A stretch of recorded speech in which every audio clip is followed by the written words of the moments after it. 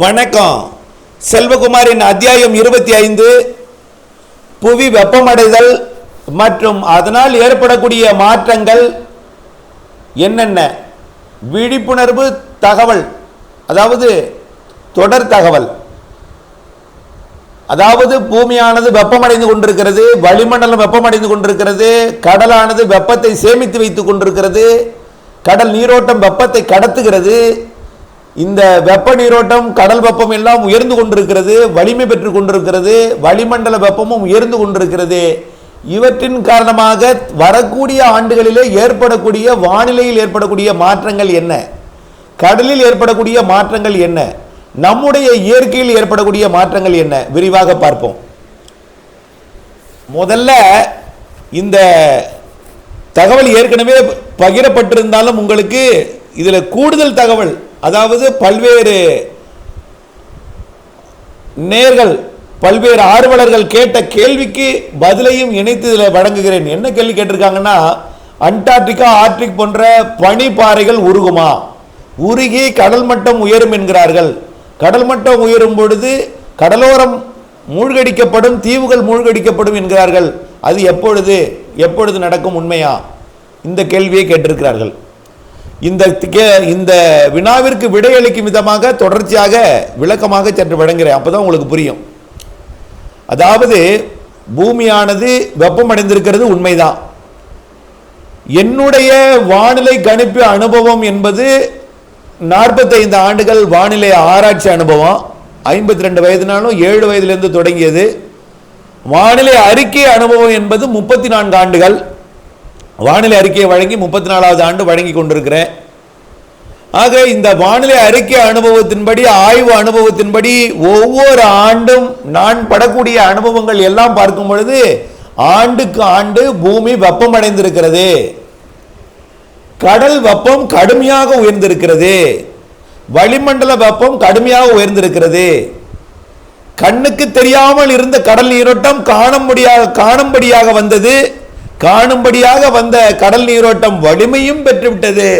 இது வளர்ச்சி அபரிமிதமாக இருக்கிறது, கடல் நீரோட்டத்தோட வளர்ச்சி. இதற்குத்தான் நான் திரும்ப திரும்ப சொல்றேன். கடந்த 2-3 ஆண்டுகளுக்கு முன்பு வானிலை அறிக்கை, ஏனென்ற ஆரம்பத்தில் 2000 அதுக்கு முன்பெல்லாம் வானிலை அறிக்கை ஒன்று சொன்னோம்னா அக்யூரட்சியா அப்படியே மிக துல்லியமாக நடக்கும். ஆனால் இப்பொழுது துல்லியம் இருக்கிறது, துல்லியத்தை அறிவிக்க கடுமையாக போராட வேண்டி இருக்கிறது. அதாவது சுருக்கமாக சொல்ல போனால் மண்டையை ரொம்ப பிச்சிக்க வேண்டியிருக்கு, புரியுதுங்களா? வானிலையை துல்லியமாக ஆய்வதற்கு கடும் சிரமப்பட வேண்டி இருக்கிறது. அப்படி இருக்கும் பொழுது சிறு பிழைகள் ஏற்படுகிறது, நாட்கள் மாறி அமைகிறது, மழை பொழிவு இடம் மாறி அமைகிறது, சவாலாக இருக்கிறது. இது நான் மட்டுமல்ல, உலகத்தில் இருக்கக்கூடிய வல்லரசு நாடுகளில் கூட இந்த சவால் எதிர்கொள்கிறார்கள். ஒன்றே ஒன்று சொல்கிறேன், அந்த காலத்தில் வெளிநாடு சென்றவர்கள் சொல்லுவாங்க, அப்போ இப்போ எல்லாம் நம்ம ஊரில் இருக்காங்க, வயதான பிறகு அங்கே பணி செய்ய முடியாமல் ஓய்வு பெற்று இருக்கிறார்கள். அவர்கிட்ட கேட்டிங்கன்னா தெரியும், சிங்கப்பூரில் மலேசியாவில் 8 மணிக்கு மழை வரும்னா கரெக்டாக பெய்யும்பாங்க. இப்போவும் அதே அறிக்கை தான் அங்கே வழங்கிட்டு இருக்காங்க. ஆனால் 8 மணிக்கு பெய்யும்னா 9 மணிக்கு பெய்யுது, பெய்யுன்னா பெய்ய மாட்டேங்குது, பெய்யாதுன்னா பெய்யுது. லேசான மழைனா மிதமான மழை பெய்யுது, மிதமான மழைனா கனமழையாக பெய்யுது. புயல்னு சிறு புயலுங்கிறாங்க, பெரும் புயல் அடிக்குது, பெரும் புயலுங்கிறாங்க, சிறு புயல் அடிக்குது. ஆனால் ஆரம்ப காலத்தில் அவர்கள் சொன்னது மிக துல்லியமாக இருந்தது, இப்பொழுது துல்லியமாக இல்லை. காரணம் என்ன? வானிலையில் கணிக்க முடியாத இயற்கையில் மாறுதல் கடுமையாக ஏற்பட்டிருக்கிறது என்பதை நீங்கள் புரிந்து கொள்ள வேண்டும். அது ஏஐ டெக்னாலஜி அதை ஓரளவு முறியடிக்கலாம் என்று எதிர்பார்க்கப்படுகிறது. அந்த ஏஐ டெக்னாலஜியும் மனிதனால் புகுத்தப்படக்கூடியது தானே. அது மனித மூளைக்கு எட்ட வேண்டும். அந்த மனித மூளையை எட்டினால்தான் அந்த புகுத்தல் என்பதும் சரியாக அமையும். நல்லா புரிஞ்சுக்குங்க. பல்வேறு உலக மாதிரிகள் இருக்கிறது. உங்களுக்கு ஒண்ணு தெரியும், நான் வானிலை அறிக்கையை 34 ஆண்டு காலமாக சொல்லிட்டு இருக்கேன். இடையில ஒரு ஆப் வந்துருச்சு. எல்லாரும் அந்த ஆப்பு வந்ததுக்கு அப்புறம் ஆப்புக்கு போனாங்க. நாம் சொல்றதும் ஆப்பு ஒரே சமமா இருந்துச்சு. அதனால என்ன சொன்னாங்க, ஆப்பை பார்த்து சொல்றாருன்னு சொன்னாங்க. சரி, ரைட், இது எதிரா பெரிய வம்பா போச்சு, எனக்கு என்னுடைய பேருக்கு அவப்பெயர் ஏற்படுத்தும் விதமாக வந்திருக்கு. ஆனால் படங்களை பயன்படுத்துவோம். எதற்காக அந்த படங்களை பயன்படுத்துறோம்னா, அந்த படங்கள் உங்களுக்கு ஒரு புரிதலுக்காகத்தான். என்னால் படம் வரைவது என்பது ஆரம்பத்தில் கையால் படம் வரைஞ்சேன். கையால் படம் வரைந்து பேனாவில் படம் வரைஞ்சி வண்ணம் தீட்டி உங்களுக்கு அதை ஃபோட்டோ எடுத்து தான் கஜா புயலுக்கு முன்னாடியெல்லாம் வரைந்து கொடுத்து கொண்டிருந்தேன். கஜா புயலுக்கு அப்புறம் கூட கொடுத்து கொண்டிருந்தோம், இப்போ கூட கொடுக்குறனாலும் கொடுப்பேன். ஆனால் அது நேரம் பிடிக்கிறது, அதில் முப்பரிமாணம் இல்லை, அது இயங்கும் மாதிரியாக கற்பனை இயக்கமாக கொடுக்க முடியவில்லை என்பதுக்காக அதுலேருந்து படம் எடுக்கிறோம். பல்வேறு படத்தை எதுக்காக எடுக்கிறோன்னா புரிதலுக்காக தான் எடுக்கிறோமே தவிர, அதுலேயும் உங்களுக்கு ஒன்றே ஒன்று புரியணும். நீங்கள் பார்க்கக்கூடிய ஆப்பில் 4-5 மாதிரிகள் இருக்கும், சில ஆப்லாம் 15 மாதிரிகள் இருக்கும், 15 மாதிரிகள் 20 மாதிரிகள் 50 மாதிரிகள்லாம் இருக்கு. 50 மாதிரிகளும் 50 விஞ்ஞானிகளால் உருவாக்கப்பட்டது, 50 வல்லரசு நாடுகளால் உருவாக்கப்பட்டது. 50 வல்லரசு 50 நாடுகளால் உருவாக்கப்பட்டது. ஆக 50 தலைகளால், மிகப்பெரிய தலைகளால் உருவாக்கப்பட்டது. 50 ஜாம்பவான்களால் உருவாக்கப்பட்டது. 50ம் 50 விதமாக இருக்கும். புரியுதுங்களா? ஆனால் நான் எனக்கு எந்த படம் தேவைப்படுதோ அதிலிருந்து எடுத்து போடுவேனே தவிர 50ம் 50 மாதிரியாக இருக்கும். நான் சொல்லுவது ஒரு மாதிரியாக இருக்கும். இது 51வது மாதிரியாக நீங்கள் எடுத்துக்கணும். அப்போ 51வது மாதிரியில் எது சரியா இருக்கோ அதைத்தான் நீங்கள் எடுத்துக்கணும். புரியுதுங்களா? அப்போ நாம ஓரளவிற்கு சொல்கிறோம் என்கின்ற மனதில் இருக்கிறது. ஒரு சில பேர் தவறான புரிதல், வானிலை பற்றி அறிதல் இல்லாத காரணத்தினால் குறை சொல்லி கொண்டிருப்பார்கள். இப்போ ஆஸ்திரேலியாவில் ஒரு புயல் உருவாக போது அதுக்கு காற்று திசை மாறுது, அதனால வேகமாக வந்து கொண்டிருந்த அடுத்த நிகழ்வு கூட கொஞ்சம் ஸ்லோவாகுது. மழை நிகழ்வுகள் இருந்து கொண்டிருக்கு, பிப்ரவரிலாம் சொல்லிட்டு இருக்கோம். கோடை மழை வலுவாக இருக்குன்னு சொல்லிட்டு இருக்கோம். இப்படி பருவமழைகள் இந்த ஆண்டு 2025 நிகழ்வுகளால் மழைன்னு சொல்லியிருக்கோம். குறைந்த மழை, குறைந்த நேரத்தில் அதிக மழை சொல்லியிருக்கிறோம். நிறைய இடையூறுகள் இந்த வருஷம் இருக்கிறது மழை பொழிவினால. அதே நேரத்தில் உள்பகுதிகளில் நிறைய மழைப்பொழிவு கொடுக்க போகிறது, நாடெங்கும் நல்ல மழைப்பொழிவு கொடுக்க போகிறது, விவசாயம் செழிக்கும். ஒரு சில இடங்களில் விவசாய உற்பத்திக்கு இடையூறு கொடுக்கக்கூடிய மழை இருக்கும். ஆவரேஜாக பார்க்கும்போது 2025 விவசாயத்துக்கு ஏற்ற மழையாக இருக்கும். ஒரு பக்கம் பாதிப்பு ஏற்படுத்தும். அதுதான் நம்ம சொல்லியிருக்கோம் இந்த வருஷம். இதே போல கணிப்பு எல்லாம் உருவாக்குவது எல்லாமே எந்த உலக வானிலையாளர்களும் இப்படிப்பட்ட நீண்டகால அறிக்கையெல்லாம் இன்னும் யாரும் சமர்ப்பிக்கவில்லை என்பதையும் நீங்கள் புரிந்து கொள்ள வேண்டும். ஆகவே இப்படிப்பட்ட நம்ம வானிலை அறிக்கை சமர்ப்பித்துக் கொண்டிருக்கும் போது நம்முடைய மனதிற்கு கிடைத்திருக்கக்கூடிய பல்வேறு காரணிகளை வைத்து சொல்வது என்பது உலகம் வெப்பமடைந்து விட்டது. கண்டிப்பாக எப்படி வெப்பமடைந்து விட்டது? கார்பன் வாயுக்கள் வெளியேற்றம் அதிகமாகிவிட்டது. ஓசோன் வடிகட்டி என்பது செயல்பாடு குறைந்து விட்டது. வடிகட்டியில் ஓட்டை, அதாவது O2 ஆக்சிஜன் 2, 3 அடுக்கு O3. இந்த ஓசோன் என்பது ஃபில்டர் பண்ணல, ஏன் திக்னஸ் குறைஞ்சிருச்சு. சூரியனிலிருந்து வரக்கூடிய அகச்சிவப்பு புற ஊதா கதிர்களை வடிகட்டாமலே நேரடியாக அனுப்புகிறது, கடலில் விடுகிறது, கடல் வெப்பம் உயர்கிறது, தரையில் படுகிறது, கடுமையான அனல் காற்று போன்ற வெப்பம் எல்லாம் உயர்கிறது. இப்ப அமெரிக்காவில் காட்டுத்தீ, அது இப்ப லானினா காலத்தில் எப்பொழுதுமே அங்க மழை பெய்யாது. எல்னினோன்னா அமெரிக்க பக்கம் வெப்பமா இருக்கும், அமெரிக்க பக்கம் புயல்கள் உருவாகும். அப்போ கலிபோர்னியாவெல்லாம் மழை பொழிவு, கலிபோர்னியா, லாஸ் ஏஞ்சல்ஸ் எல்லாம் மழை பொழிவை கொடுக்கும். ஆனால் அது இப்பொழுது லானினா காலத்தில் ஆசியாவில் தான் மழை பொழிவுக்கு இருக்கும், அமெரிக்காவில் மழை இருக்காது. இலைகள் காய்ந்து விட்டது, காட்டுத்தீ பற்றி எரிகிறது. அதோட வறண்ட காற்று, அதாவது உயரழுத்த காற்று, மேக உற்பத்திக்கு எதிராக இருக்கக்கூடிய காற்றும் அதுக்குள்ள புகுந்து ஊடுருவுகிறது. இதனால காட்டுத்தீ வேகமாக பரவுகிறது. இதெல்லாம் நீங்க அறிந்ததுதான். ஆகவே இப்படிப்பட்ட இயற்கை சீற்றங்கள் எல்லாம் எதிர்காலத்தில் மிக எளிதாக திடீரென்று நடக்க போகிறது என்பதை நீங்கள் புரிந்து கொள்ள வேண்டும். அதே போலதான் கடல் வெப்பம் உயர்ந்திருப்பதற்கு காரணம் ஓசோன் ஓட்டை, கார்பன் வாயுக்கள் வெளியேற்றம் அதிகமாகிவிட்டது. இதற்கு நாம் கார்பனை வெளியிடுதலை குறைக்க வேண்டும். கார்பன் இந்தியா மட்டும்தான் வெளியிடுதா? இல்லை. ஆசியாவில் நாடுகளா? இல்லை. உலக வல்லரசுகள் ஏற்கனவே வெளியிட்டதே ஓட்டையாகிவிட்டது, இன்னும் வெளியிட்டுக் கொண்டிருக்கிறார்கள். ஆகவே இந்த கார்பன் வெளியேற்றத்தை குறைக்க வேண்டும். யார் வெளியிட்டாலும் அது ஆசியாவில் தான் குவிக்குது, இமயமலைக்கு அடிவாரத்தில் இந்தியாவில் குவிக்குது, பசிபிக் பெருங்கடல சீனாவை ஒட்டி கடற்பகுதியில் குவிக்குது. இது எந்த நாடு வெளியிட்டாலும் பாதிப்பு என்பது பெரும்பாலும் ஆசியாவிற்கும் அமெரிக்காவில் ஒரு பக்கத்துக்கும் ஏற்படுகிறது. ஐரோப்பிய ஆசிய கார்பன், ஆப்பிரிக்க கார்பன் கூட அது ஆசியாவில் தான் குவிக்கப்படுகிறது. ஆகவே எல்லாமே யாரோ ஒரு செய்கிற தவறு, எந்த தவறும் செய்யாத சிறிய நாடுகளுக்கும் பெரிய அளவிலே பாதிப்பை ஏற்படுத்துகிறது, கார்பனே வெளியிடாத நாடுகளுக்கும் பாதிப்பை ஏற்படுத்துகிறது என்பதை நீங்கள் புரிய வேண்டும். ஆகவே உலக நாடுகள் ஒன்றிண வேண்டும், மனசாட்சிக்கு உட்பட்டு கார்பன் வெளியேற்றத்தை தவிர்க்க வேண்டும்.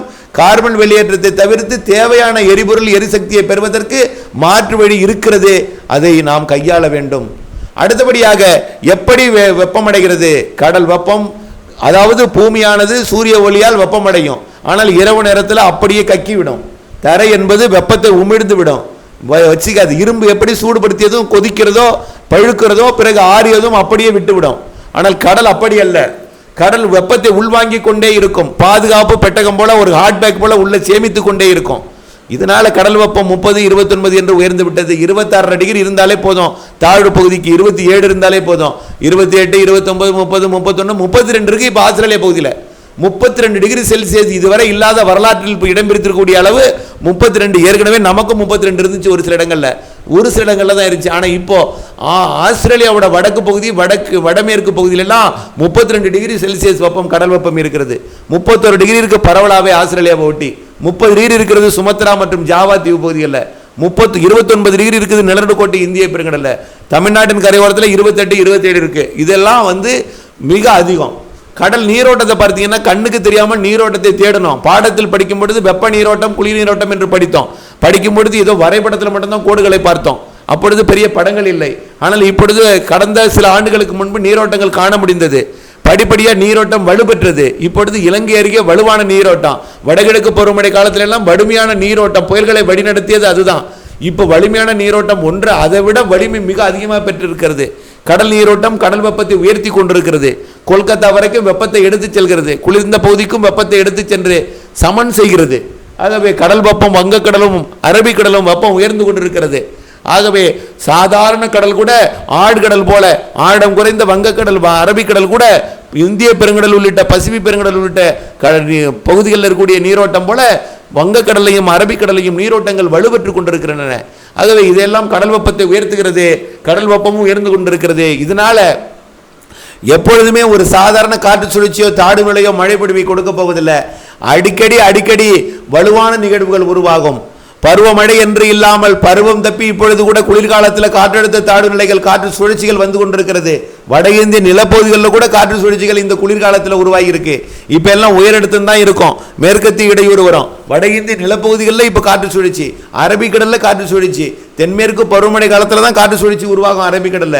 இப்போ காற்று சுழற்சி. அப்போ புரிந்து கொள்ள வேண்டும் இந்த ஆண்டு பருவமழை எப்படி இருக்கிறது என்பதை. ஆக பருவமழை காலத்தில் எண்ணற்ற காற்று சுழற்சிகள், நிறைய நிகழ்வுகள் உருவாக போகிறது என்பதை நீங்கள் மனதில் பதித்துக் கொள்ள வேண்டும். ஆகவே கடல் வெப்பம் உயர்ந்திருக்கிறது, கடல் நீரோட்டம் உயர்ந்திருக்கிறது. வரக்கூடிய காலங்களிலே உருவாகக்கூடிய நிகழ்வு வலிமையான நிகழ்வாக தான் இருக்கும். சீரான மழை இல்லாமல் குறிப்பிட்ட இடத்தில் கொட்டித்திருக்கும் மழைப்பொழிவாகவும், குறைந்த நேரத்தில் அதிக மழைப்பொழிவையும், ஒரே மாவட்டத்தில் ஒரு பக்கம் வறட்சி ஒரு பக்கம் வெள்ளம் என்று இயற்கை அமைப்பை எல்லாம் மாற்றப் போகிறது. நிகழ்வு எங்கே கரை கிடக்குமோ அங்கே மழைப்பொழிவை அதிகமாக கொடுக்கும். இருகாற்று இணைவு எங்கே இருக்கோ அங்கே அதிகமாக மழைப்பொழிப்போம். ஒரு மாவட்டத்தில் எல்லா இடத்துலையும் சமமாக இருகாற்று இணைவு இருக்காது. ஒரு பக்கம் இருக்கும், ஒரு பக்கம் இல்லாமல் இருக்கும். ஆகவே ஆண்டில் பெய்யக்கூடிய மழை 6 நாளில், 6 மாதத்தில் பெய்யக்கூடிய மழை 6 நாளில் பெய்யும். ஆகவே இப்படி மழை பொழிவுகள் கொட்டி தீர்க்கும். ஆனால் குறைந்த நேரத்தில் அதிக மழை, அதாவது சீராக உற்பத்தி நேரத்தில், அதாவது விதைக்கும் நேரத்தில் ஒரு மழை, வளரும் நேரத்தில் ஒரு மழை, அறுக்கும் நேரத்தில் மழை இல்லாமல் இருந்தால்தான் அது விவசாயம் செழிக்கும். ஆனால் அப்படி இருக்காது. எப்போ வேணாலும் மழை பெய்யலாம். ஆகவே மழை பெய்யும் பொழுது நாம் சேமித்து வைத்து பயன்படுத்த பண்ணைக்குட்டை அமைக்கணும்னு ஏற்கனவே சொல்லியிருக்கிறோம்.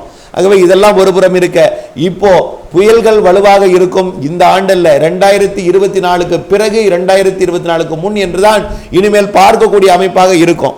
இனிமேல் வானிலை கணிக்க முடியாத வானிலையாகத்தான் இருக்கும். கணிக்க முடிந்த வானிலையாக இருந்தாலும் கடுமையாக போராடி சவால்களுக்கு பின் தான் அதை கணித்து இறுதியான ஒரு முடிவை அறிவிக்க வேண்டிய கட்டாயத்திற்கு தள்ளப்பட வேண்டிய இருக்கும். இருந்தாலும் உறுதியாக ஒரு துல்லியமான அறிக்கையை கொடுப்பதற்கு போராட வேண்டி இருக்கும் என்பதுதான் இப்பொழுது என்னுடைய வாதமாக இருக்கிறது. அதே போல 2025 2 பருவமழையுமே வலுவாக இருக்கும். நிறைய வலுவான நிகழ்வுகளால் நிறைய மழைப்பொழிவை தரும். குறிப்பிட்ட இடங்களில் கூடுதல் மழைப்பொழிவு கொடுக்கும் என்பதுதான் இந்த ஆண்டுடைய ஆய்வறிக்கை என்று ஏற்கனவே சொல்லியிருக்கிறோம். ஆகவே பனிப்பாறை உருகுமா, அதனால் கடல் மட்டம் உயருமா என்று கேட்டிருக்கிறீர்கள். அது கண்டிப்பாக உடனடியாக நடக்காது, மெல்ல நடந்து கொண்டே இருக்கும். அதுக்கு இன்னொரு 200 வருஷம் 300 வருஷம் கூட ஆகலாம். ஆனால் கண்டிப்பாக படிப்படியாக உருக உருக உருக அது 200 வருஷம்னு கூட சொல்ல முடியாது. ஒரு 30 வருஷம் 40 வருஷத்துக்கு கூட நடக்கலாம். ஆனால் நம்முடைய கையில் தான் இருக்கிறது. வெப்பம் வெளியிடுதல், கார்பன் வெளியிடுதல், அதாவது கார்பன் வாயு வெளியிடுதல், அதனால் ஏற்பட வெப்பம் உயர்வு தான் எல்லாமே நம் கையில் தான் இருக்கிறது. அதை நாம் குறைத்து கொண்டால் அதை தடுக்கலாம்.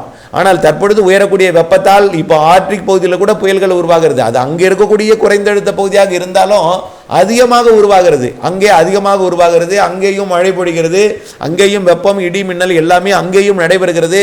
அட்லாண்டிக் பெருங்கடலையும், அதாவது வடக்கு அட்லாண்டிக் பெருங்கடலையும் நடக்கிறது. அது அப்படியே கிரீன்லாந்து உள்ளிட்ட பகுதிகளுக்கும் நடக்கிறது.